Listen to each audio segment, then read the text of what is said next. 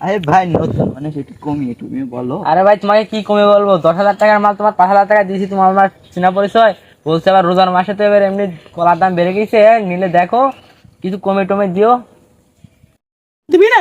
না না, এই যে রোজা রমজান মাস 4,050 টাকা হলে দেবো, নাহলে তোমার যে দাম দামে অত সেই দামে দেবো না। আমি সেই ছোটবেলা থেকে ব্যবসা করি বুঝছিস, আমি চুরি করার যে অভ্যাস এই কাইন্দিস কালে সকালবেলা হ্যাঁ তুমি চুরি করবে, আমার এখানে নাইট ডিউটি থাকে 3টে, জানো তুমি? এই তুই কলা নাইট একটু থাকার ইয়ে থাক, আমি যেই ছোটবেলাতে পাক্কা চুরি করে এসেছি এই কাইন্দি কালে সকালবেলা এসে তুমি পাবি ইফতার করে আইবে, কলার কানে হাত দিবা, তুমি মরে যাবে শর্টকে, বুঝো নাই? তুমি কলা ও নিবা। ছেড়ে আমার কিছু হয় না, আমি অনেক চুরি করেছি। হ্যাঁ তুমি চুরি করে যাও যাও, তুমি এই চুরি করে গেলাম যাও। তোর এই হ্যাঁ, যাও। কাজ, তোর চল। কলা আর আমিও থাকবে দেখে না। নাও তুমি এই কলা কি করে নাও, তুমি আসো।